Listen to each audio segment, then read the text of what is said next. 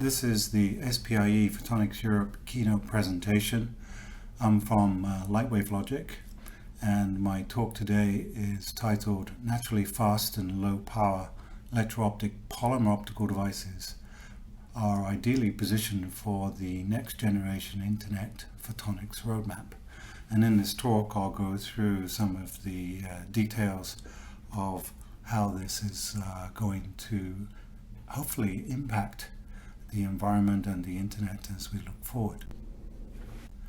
The next slide is a safe harbor slide because we are a public company. The most important part from this slide is the purple bars at the bottom. Those are the key takeaways for the slide. So if there's lots of data on the slide and you just really want to focus on the takeaway, please just look at the purple bars at the bottom.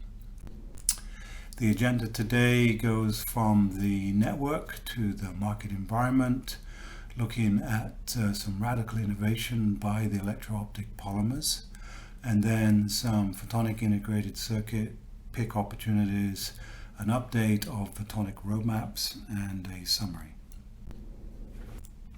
So let's talk about the network warning signs.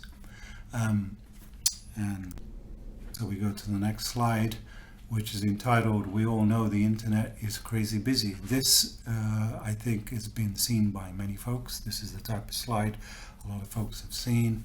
And you can see on this one here, video has driven massive growth and continues to increase.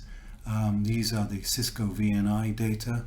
And in fact, just with this latest coronavirus, if you try to get on to an internet bridge for a conference call on the hour, you'll find busy signals all the time because a lot of people are working from home. And so the internet is absolutely busy, and in environments like today, the use of traffic is going to increase significantly. So it'll be interesting to see the data when that comes out. But we also know, as I've just indicated, that the internet infrastructure is stretched. So we have the equivalent of traffic jams within the internet infrastructure, and we know those are increasing. And we also know that the technology, at least the photonic technology, has not kept pace with the immense growth of data traffic. And we're probably going to see that a lot more over the next 3 or 4 months. And so what this slide actually shows is that there are situations where folks are throttling down, actually reducing the rate of traffic to certain environments. And in fact, one example just this week is the US company Netflix, which is throttling down its service to Europe. And so that means that it's going to be more difficult to get really good streaming, certainly in certain areas like Europe. Folks are certainly working from home in 2020, and that's going to make a big impact here. So what is the problem? The problem is perhaps the speed limit of the optics. We know the network is falling behind the traffic growth. As you can see from this graph here from Nokia, there is a gap developing between the switch chip capacity, which is growing at 41% a year, and the per lane interface rate, which is only growing at 22% a year. And so this huge data volumes that are enabled by low cost and energy for computation is really beginning to strain. And so we know there's no Moore's law for optics, and we know there is a Moore's law for semiconductors. And that means from an optical standpoint, we do need radical innovation. And so the takeaway from this slide is that we do need radical innovation. And so how do you deliver radical innovation? At least from the photonic standpoint, and you want to be able to enable faster, lower power, lower cost internet. And what I've done here is I've sort of emphasized this in 4 main metrics: faster devices, lower power, lower cost, and robustness. Good morning. So before we dive into that, let's take a quick look at the market environment. And here's a typical value chain of the optical networking, the fiber optic communications markets. And you can see here from the left, you've got component suppliers that make things like lasers and modulators. And then you've got the high-speed optics manufacturers going to the network equipment manufacturers, and then the internet and cloud service providers. And you see in the yellow boxes, there's lots of big numbers, market sizes of billions of dollars by different types of sources. And so you can see, depending on which market researcher you look at, there are some very, very big markets and very, very big opportunities today. And some of the typical industry actors, optical component suppliers, certainly can access high-speed optics and networking equipment manufacturers. And you can see I've just listed a few of the companies, the actors that play in this environment, that range from component suppliers all the way up to internet service providers. And as you can see from the takeaway at the bottom, these are massive markets, and there's many points of entry for sales if you have optical components. In fact, if you've got optical components, you can look at the component suppliers or the optics manufacturers or even the network equipment manufacturers. And so looking at the size of the market, this is the photonics component market. And this is looking out over the next decade to the year 2030. And the summary of this is showing a strong growth forecasted over the next decade. Photonics components are forecasted to achieve $80 billion over the next decade with a fairly strong compound annual growth rate. And this is in fiber communications. And the decade perspective in photonics can be split three ways. It's pretty much split evenly between datacom and telecom core metro. And you can see datacom is a $35 billion figure, which is, let's see, 44% of the pie. And the telecom is a $33 billion segment, which is 42% of the pie. The data here shows that data is driven by more aggressive growth. And we'll go look into a little bit more detail to see where that growth is coming from.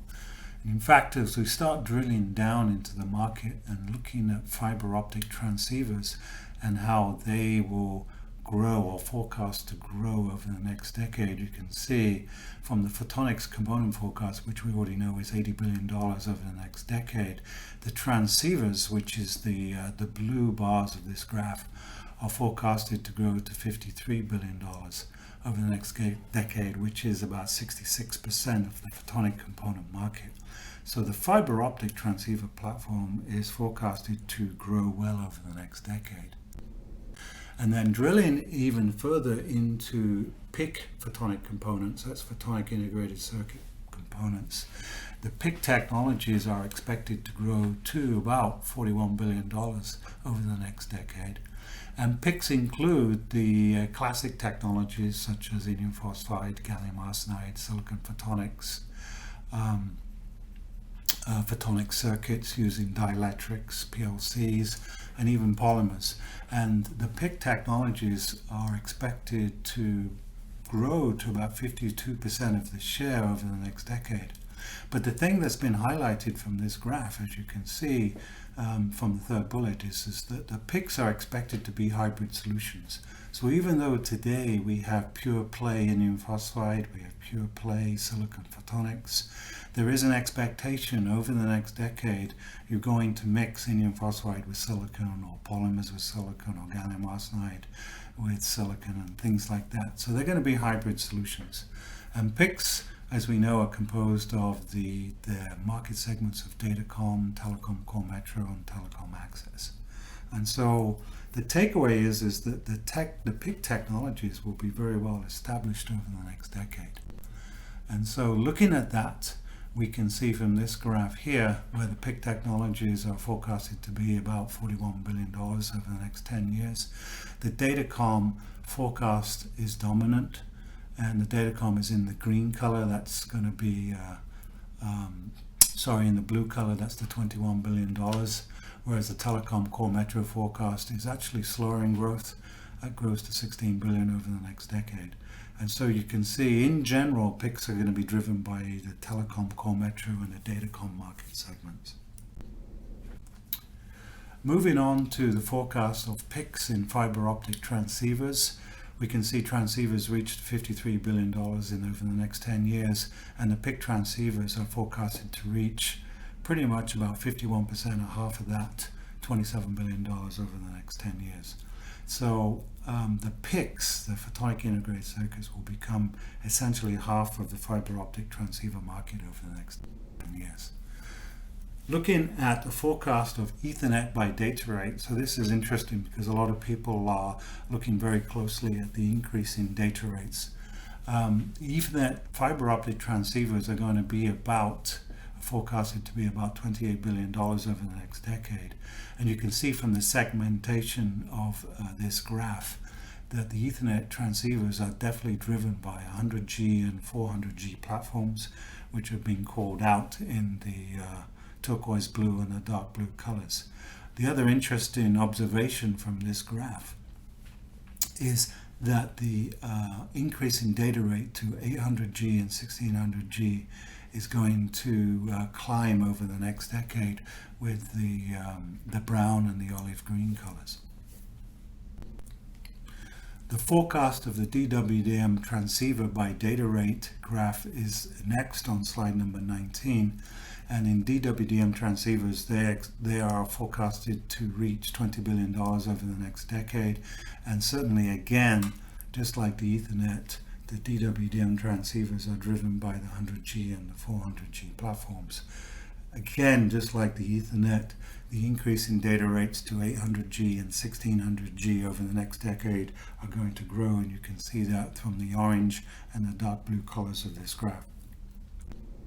When you compare important PIC metrics, which is on slide 20, what was originally forecast of where PIC transceivers would be higher in sales revenues than discrete transceivers was originally forecasted to be in 2016, but this has shown that the crossover is now looking to be about 2021, so it's a few years later than expected. And so there is certainly been, over the last 2 or 3 years, a slower pickup of PIC transceivers. But anyway, the view over the next decade is that it's still quite exciting, and PIC transceivers will be more popular than discrete transceivers. And when I say discrete transceivers, that's transceivers with discrete components as opposed to integrated photonic components.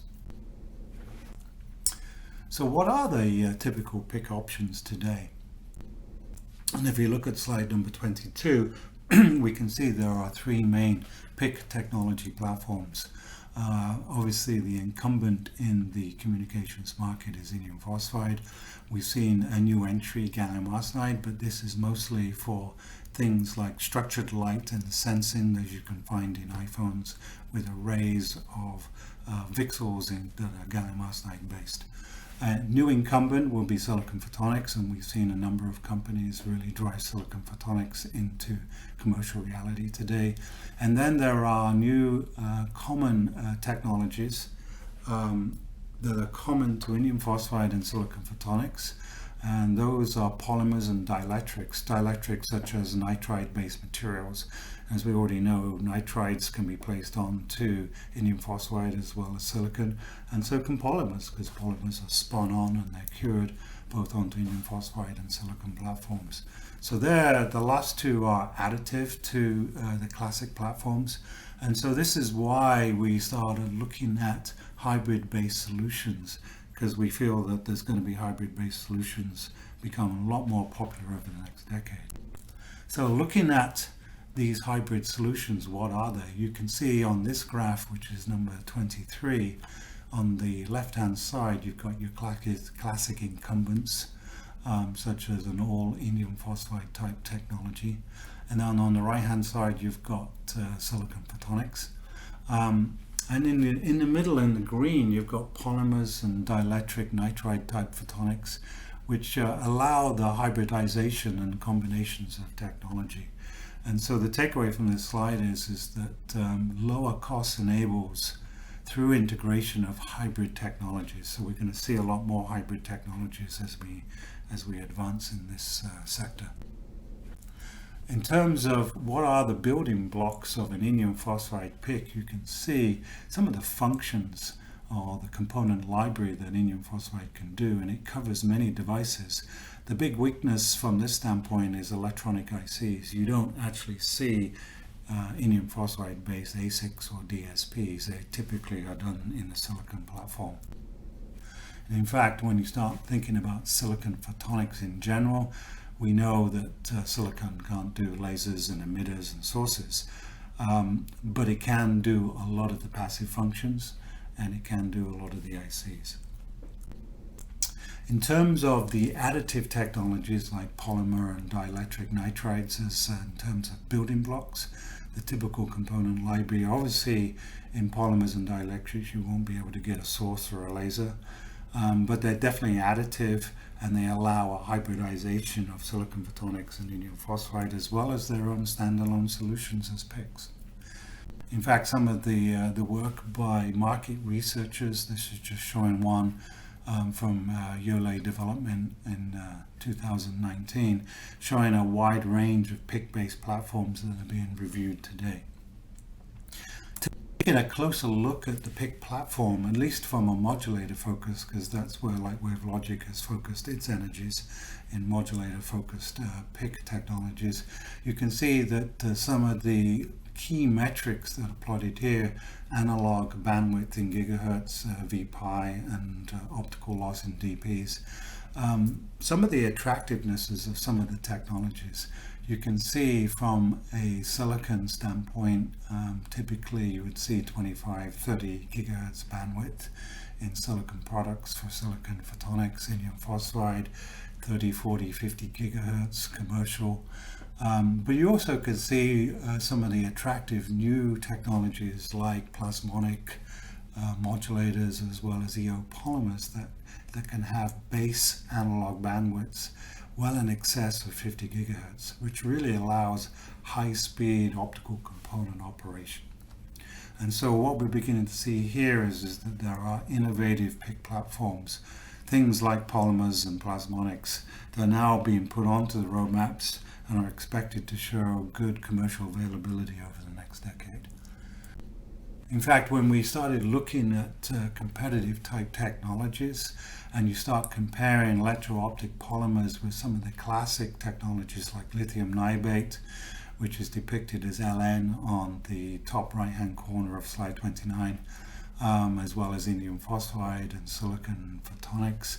I mean, polymers cover key parameters, and a polymer slot modulator has really good potential in covering the complete diamond, which is both high speed, stability, very small size, and very low power.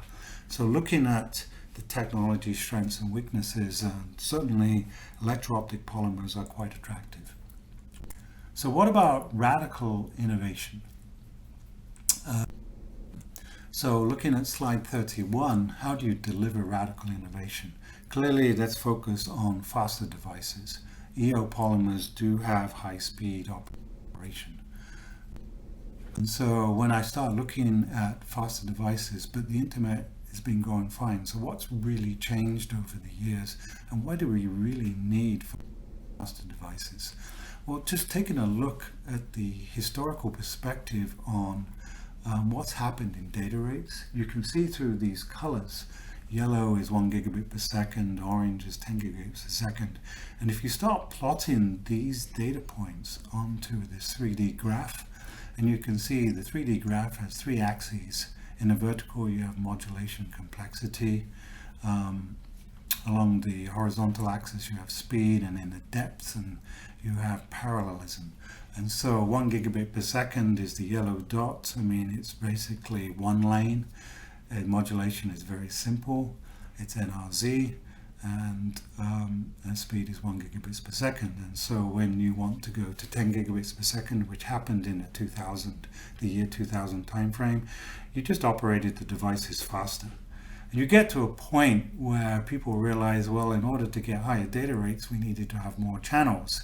And then after we had more channels, we got to go higher in modulation complexity, how many more symbols per bit. And so things get tougher the faster you go. And so when you start going from 400 gigabits per second to 800 and 800 to 1600, things get much more difficult. And so let's take a very simple analogy to try and understand what's going on here. And what I've done here is I'm looking at traffic capacity. This is a road analogy. So if you look on the left-hand side, I mean, we had dirt roads. And though the easiest thing to do there is pave the road, put tarmac down so you can go faster. And then we got to a point where we could go to a certain speed, and then we add more lanes for more traffic capacity, as you can see on the right hand side. So we've done the easy things in terms of paving the road and adding more lanes. So when we think about this, what does modulation complexity actually look like from a road standpoint? Well, it's sort of stacking cars on top of each other. So more symbols per bit is effectively piling vehicles on top. So if you think about this and look at the takeaway at the bottom of the slide, the industry, the communications industry, the optics industry has done the harder stuff like higher order modulation. So obviously we haven't done this from a car standpoint, but certainly from a technology standpoint, we've done some really tough things. But unfortunately, we haven't gone a lot faster. We're still roughly at 60 miles an hour, 70, 80 kilometers per hour. So the speed has hit a plateau. We're not allowed to go any faster, even though cars may be designed to go faster. And so how does this apply to conventional photonics? And what we've seen here is that in terms of one of the axes, we really haven't been able to go faster than about 50 gigabaud. I mean, in optical analog metrics, which is the way I look at the performance of devices, that's about 35 gigahertz. And with 35 gigahertz optical analog bandwidth, that's about 50 gigabits per second NRZ. So above speeds like that, it gets very, very difficult for conventional optical devices. And the speed, the data rates are limited by the device physics. And as you can see on this graph in number 38, there's a lot of data points there. Some of them are telecom in gray and black. Some of them are datacom in light blue and red. And so we go look at slide number 39. You need to have faster optical devices to break the speed limit. And polymers actually double the native data traffic to 100 gigabits per second because they have analog bandwidths of 70, 80 plus gigahertz. And so they are faster than other technologies. And so this is innovation to break the speed barrier. So what I'm showing on the top right hand side is a polymer modulator, and you can see optical input and optical output. But you can also see on the graph that this green barrier has now been taken away. So we've been able to break through the green barrier and have basic 70 gigahertz modulators, which gives you 100 gigabits per second NRZ, or if you want to increase your modulation symbols per bit and go to pound4, that's a natural 200 gigabaud. And so these types of devices allow us to go a lot faster and not necessarily have as many lanes, although you always have a choice of having lanes, and it just makes it easier. As you can see from the bottom right hand side, 4 channels at 100G using pound4 will get you an 800 gigabit per second solution, and you can do that with polymer technologies down at the 1 volt level. So polymers give a renewed ability to grow traffic capacity. And on slide 41, you can see some electro-optic responses of the basic analog bandwidths of modulators. And you can see the extrapolated 3 dB bandwidths of some of these polymer modulators are around 120 gigahertz. And this is pretty impressive. What this means is that 70 gigahertz is quite adequate to really drive the next node in networking, which is 100G, and you can do that with simple modulation of NRZ. Now, one of the other things from this graph is that it only goes up to 65 gigahertz because that's the limitation of the test equipment. And so within Lightwave itself, we've been upgrading our test equipment and really pushing out to 110 gigahertz test equipment so that we can measure the big wide bandwidths. And here we're showing on slide 42 that 70 gigahertz plus analog EO bandwidths are certainly possible using polymer modulators. But we also must note that this is sensitive measurements because you're up into the 100 gigahertz domain, which is not easy. So how else can we deliver radical innovation? Certainly we've not only got to go faster devices, but we've got to go lower power. And let's take a look at lower power. Well, everybody knows this type of view graph. Everybody knows these photographs. This is from Google. These are Google data centers that are positioned around the globe. You can see they're in big old power station buildings, and they're actually huge. Power is certainly limited data center growth, and we know this. And in fact, if you start looking inside the data center, you see some of the equipment, some of these switches. There's just racks and racks and racks of line cards with optical pluggable modules in the front faceplate. And faceplates are where the traffic enters and exits the data center. Denser faceplates means smaller optics. And if we start looking at what customers are requesting from the amount of traffic they would like to go in and out of these faceplates in the data center, they're asking for 50 to 100 terabits per second solutions. So if you take just a classic faceplate, and this is one from Sienna, this is one you can commercially buy, and you look at this rack, and this one here is 1.2 terabits per second. So you can see how it's made up of different types of ports. But these types of solutions today won't give us the 100x increase that the customers are really looking for. And from a top view, I've given you a schematic top view on the top right hand side of slide 47.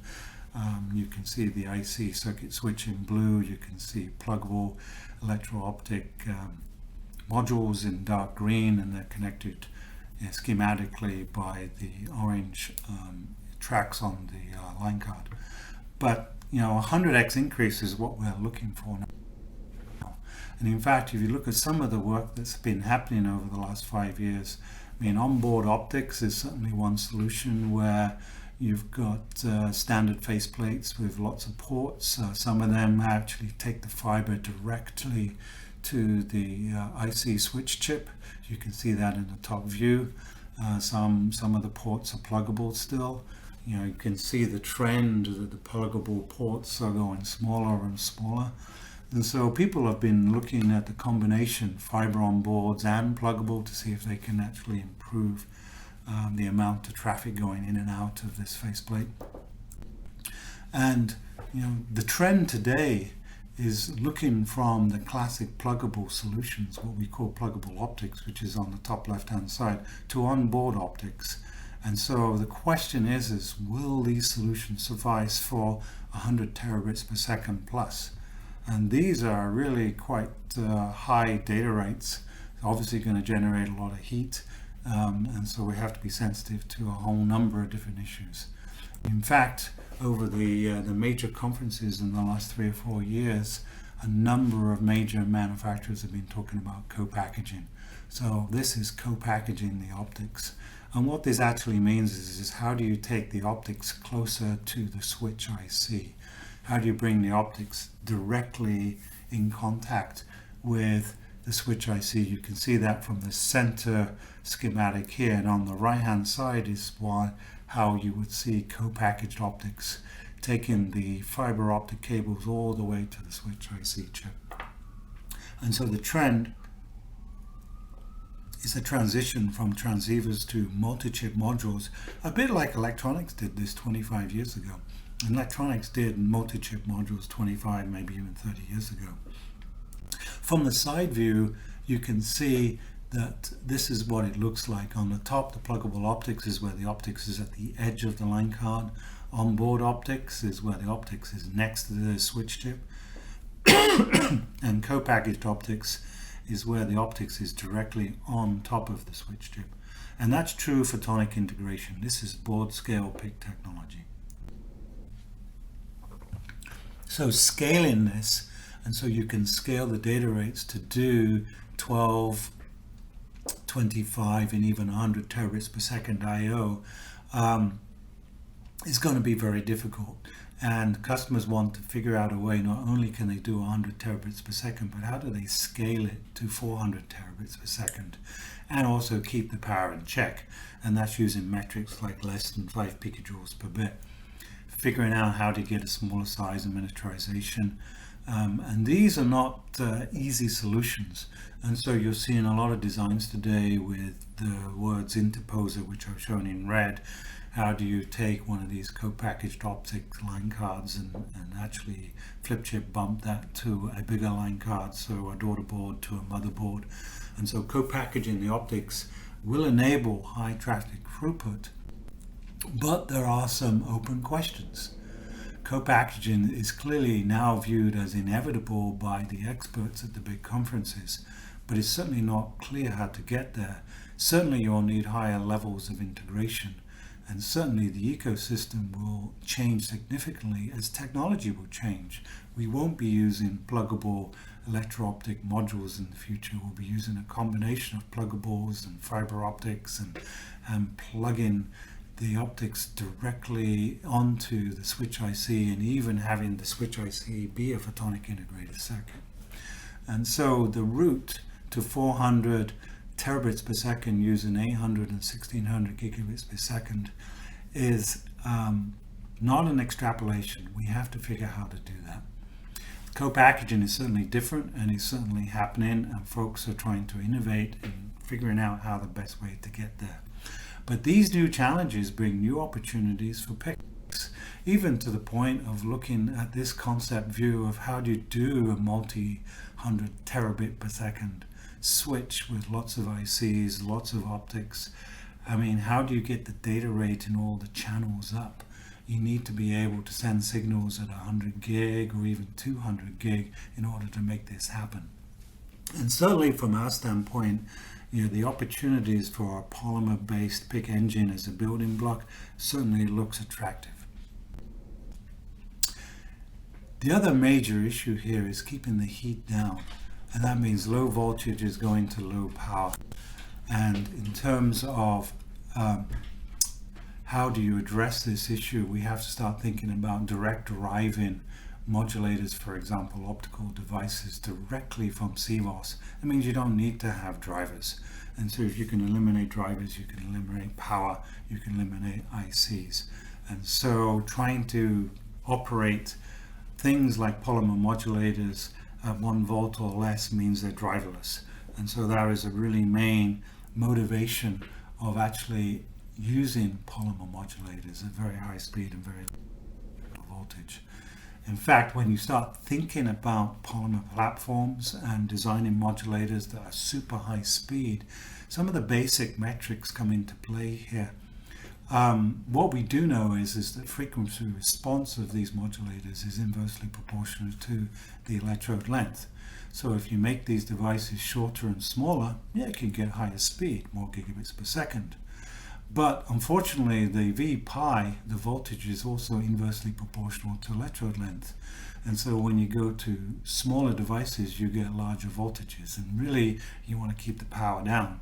And so the only variable that is free is what is known as the R33, which is electro-optic coefficient of the polymer. And so if you can increase the R33, then you can have a short electrode, you can have higher gigabits per second, and you can keep the voltage in check. And that's what this graph is showing here. A larger I33 in the terms of, let's say, 200 picometers per volt is the key to high performance and low voltage. And so having expertise in designing chromophores, electro-optic chromophores that are polymer-based, is one of the secrets in being able to have a very high bandwidth modulator working at very low voltage for very low power consumption. Another part of radical innovation is lower cost, and you want to be able to fabricate your optical devices in a normal fabrication plant, a normal fab. And so looking at that, and for our standpoint, when you are fabricating polymer type materials, which for the most part is similar to photoresist. You spin it on and then you cure it. The fabrication equipment and process is quite simple. There's nothing exotic as needed. It is standard photolithography to pattern, and you can scale the wafers and you can have minimized cycle times. And so one of the secrets of using some of these technologies like polymers is to be simple through the fabs. And in fact, our family of materials that we've had lots of patents on, we control the synthesis in-house. And so we believe the lower cost can be enabled through innovative chemistry design. And so we optimize our electro-optic chromophores for super high performance, as you can see from a couple of slides ago. And then the other way to start looking at lower cost, and certainly at the module transceiver level, is to look at a map that shows data rate versus reach. And mapping the environment for transceivers gives us a really better perspective of how to optimize the performance of the optical technologies. And on this map you can see the yellow side of the map, which is the shorter distance type interconnects and versus the data rate. And on the right hand side in purple is actually the longer reach, the longer distances. And you can see I've distinguished this in terms on the left, non-coherent communications, and on the right, coherent communications. Generally speaking, as we look at slide number 63, coherent communications on the right hand side are used for telecom, and they're fairly expensive. They're quite complex. They need DSPs. And on the left hand side, the non-coherent directed tech scenarios is typically used in the datacom non-coherent environments where cost is a big issue, and people certainly decide on different types of products because of cost. So these are sort of two areas of domain that are happening today, and I've shown that speeds up to about 400G for both these sides. We already know in the telecom they're doing 600G, and they're even looking at 800 right now. And so these are the areas of domain in slide 63, directed tech versus coherent. But we're also seeing over the next decade merging fronts, and we're seeing that cost as well as power are very important. We're seeing the datacom folks moving more to the right, trying to extend their distance for 40 kilometers and 80 kilometers. We're seeing the telecom guys trying to make a DSP less type, DSP light type scenarios to try and bring the cost down so they can implement telecom coherent into shorter reaches like 40 kilometers and 80 kilometers. And so there's going to be a merging fronts between the datacom environment and the telecom environment. And in fact, on slide 65, I'm showing that there's going to be a battleground there. And this is a really interesting opportunity for hybrid-based photonic integrated circuits, where you're going to need high performance and longer reach, but you still have to be reasonably sensitive to the cost structure. And so how do you make a DSP-like transceiver that can actually go 80 kilometers? That's very, very inexpensive, and that's going to be a big challenge. In terms of also delivering radical innovation, technologies such as the polymers have to be robust and they have to be stable. And so, good morning, this is Michael Lebby. When we start thinking about this in terms of robustness and reliability, I mean, the telecommunications segment has always relied on telcordia testing, GR468, etc. These are 10 to 20 year lifetimes, very low fit rates, accelerated testing, and this has been the classic of the telecom industry for the last 30 years.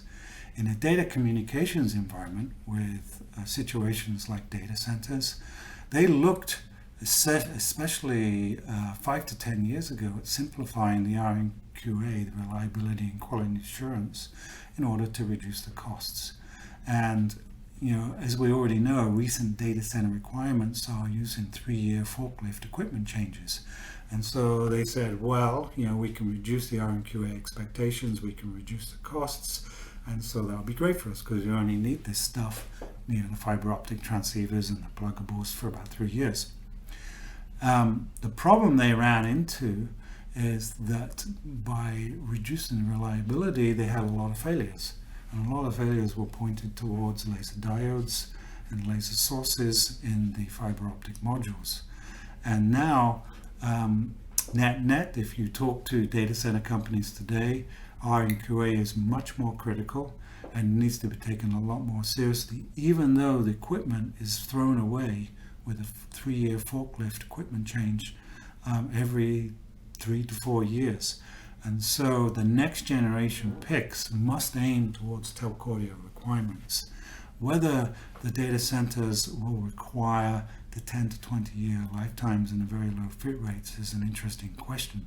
But certainly the requirements have been upgraded at least over the last 3 or 4 years that move towards traditional telecom, because the data centers don't want to go down. They want to have very low reliability. Very high reliability and low failure rates. And so the R&QA needs need to be aimed between datacom and telecom today. And so when we start thinking about the use of electro-optic polymers in these types of environments, what we've seen is a negative perception, and mostly because there was universal skepticism on the stability of polymers. And we're seeing quotes and statements like organic isn't as stable as inorganic. And we're seeing polymers that were being used in the telecom environment 20, 30 years ago, but didn't really have the high temperature stability that was required. But there's universal agreement on the electro-optic performance of polymers that is just fantastic today.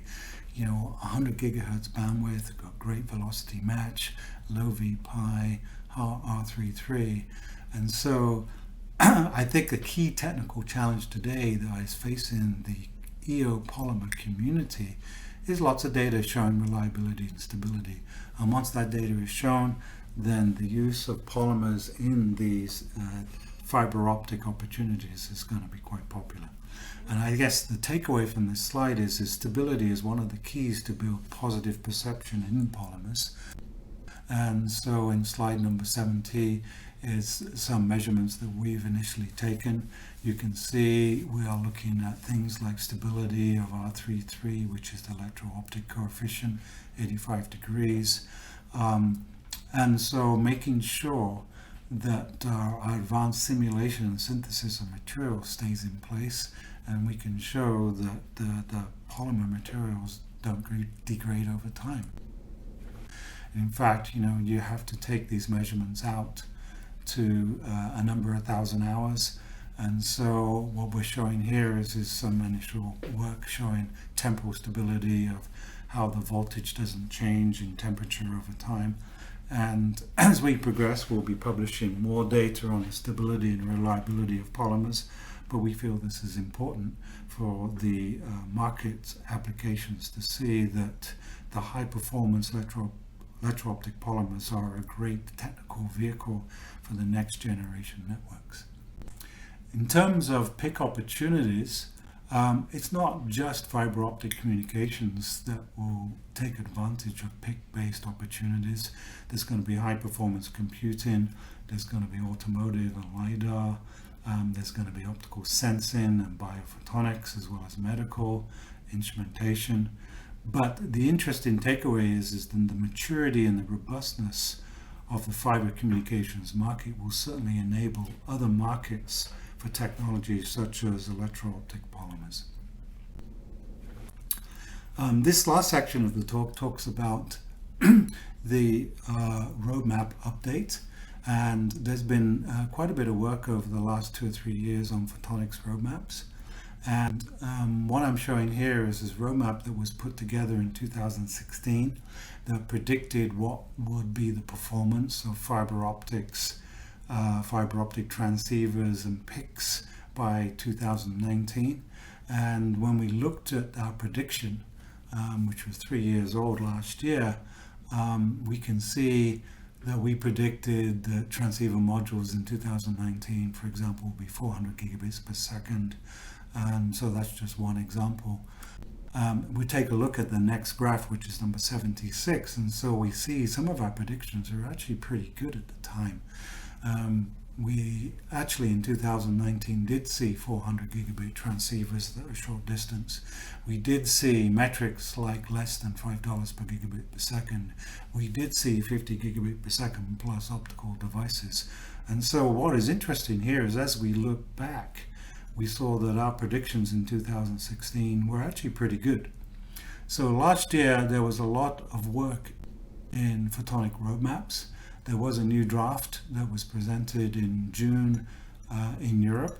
And so the question is where are we going from an integrated photonic standpoint over the next decade?